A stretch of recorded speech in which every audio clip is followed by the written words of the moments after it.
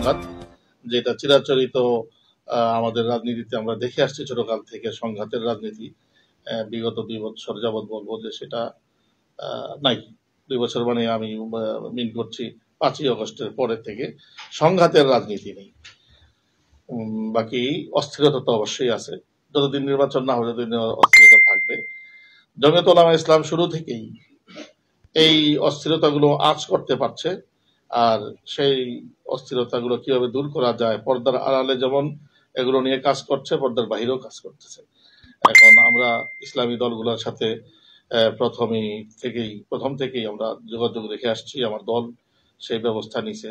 একটা সময় একটা জোট হয়েছিল এবং খুব আশা জাগা নিয়ে একটা পদক্ষেপ নিয়ে এক জায়গায় পৌঁছে গিয়েছিল। সেটা আবার যে কোনো কারণেই হোক, যার দোষী হোক, XYZ, এটা একটু ভাটা পড়ছে। তাতে আবার ভেঙে পড়ে নাই। জমিয়ত উলামা ইসলাম স্থির থেকে নিজের জায়গায় নিজের সিদ্ধান্তে বাকিদেরকেও বোঝানোর চেষ্টায় এখনো অবিরত আছে, অব্যাহতভাবে চেষ্টা চালিয়ে যাচ্ছে। হ্যাঁ, অবশ্যই। আমরা এখন সামনের যে নির্বাচনটা হতে যাচ্ছে সেই নির্বাচন জামাতে ইসলাম ভার্সেস জাতীয়তাবাদী দল বিএনপি, বাংলাদেশ জাতীয়তাবাদী দল বিএনপি, এদের মধ্যেই হবে। অতএব জোটগুলো তাদেরকে ঘিরে হচ্ছে। যে জোটগুলো জামাত ইসলামকে ঘিরে হচ্ছে সেখান থেকে কেউ প্রার্থী হবে, আবার যারা বিএনপিকে ঘিরে যে জোটগুলো হবে এখনো তো আর পুরোটা আত্মপ্রকাশ পায়নি, সেখান থেকে হবে। এখন আমি কোন জোটে যাব এটা এখনই বলার সময় আসেনি। এটা আমার দল সিদ্ধান্ত নেবে। দল চিন্তা ভাবনায় আছে, যেই সিদ্ধান্ত দল নেবে সেই জোট থেকে আমি নির্বাচন করবো ইনশাআল্লাহ। যা জানাইছে সরকারের পক্ষ থেকেও, তাতে আমরা আশান্বিত। আমরা কোনোভাবে আশাহত হইনি এবং খুব বেশি অতিরিক্ত কিছু প্রয়োজন হবে বলে আমরা মনে করি না। এনাফ তারা যা বলেছেন, তাদের প্রস্তুতিও এনাফ, এবং তাদের কথাবার্তা আমরা বুঝেছি যে যদি কোনো কারণে নির্বাচনকে একটু আগিয়ে দেওয়া হয় তাতেও তাদের সমস্যা হবে না, এতটা প্রস্তুতি তাদের নেওয়া আছে।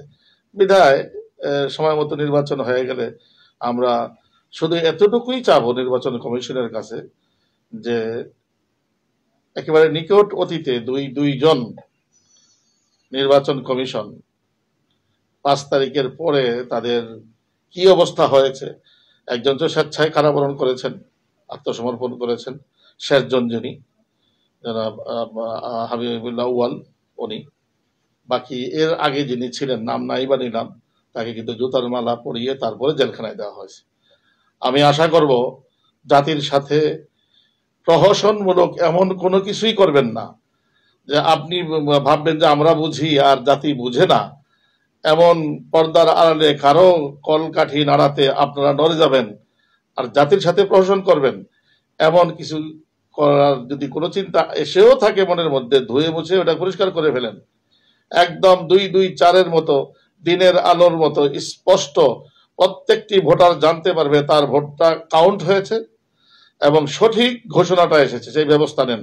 ব্যবস্থা নিতে বাংলাদেশ সেনাবাহিনী, এর সাথে আরো আইন শৃঙ্খলা বাহিনীর যত সদস্য আছে, যত নতুন যদি আরো 10,000 প্রয়োজনও হয় আপনারা নিয়োগ দিয়ে নেন, দিয়ে তারপরে কি করেন, নিশ্চিত করেন যে আমরা ঠিক মতো নিরাপদে, নির্ভয়ে, আনন্দমুখর পরিবেশে আমরা যেতে পারবো ভোট কেন্দ্রে, গিয়ে নিজের ভোটটা নিজে দিতে পারবো এবং আমার ভোটটা যেন প্রত্যেকটা নাগরিক, প্রত্যেকটা ভোটার যেন মনে করে, বুঝতে পারে যে আমার ভোটটা সঠিকভাবে কাউন্ট হয়েছে এবং তার ঘোষণা হয়েছে। এটা করার ব্যবস্থা করেন। আমি এটাই আপনাদের কাছ থেকে বড় আশা আমার বা আমি যাদের হয়ে কথা বলছি, এই জনগণের একটাই প্রত্যাশা আপনাদের কাছে। আর যদি এর ব্যত্যয় ঘটানোর কোনো বাহিরের অঙ্গুলি হেলনে অথবা অন্দরের কারো গোপন কথায়, কোনো ইশারা ইঙ্গিতে কোনো কিছুর চেষ্টা করেন, তাহলে প্রত্যেকটা মানুষের 20 কোটি মানুষের 40 কোটি চোখ আপনাদের দিকে একসাথে কি ক্যামেরার মতো ধরে রাখা আছে। মনে করবেন না পার পেয়ে যাবেন, কেউ পার পাবে না।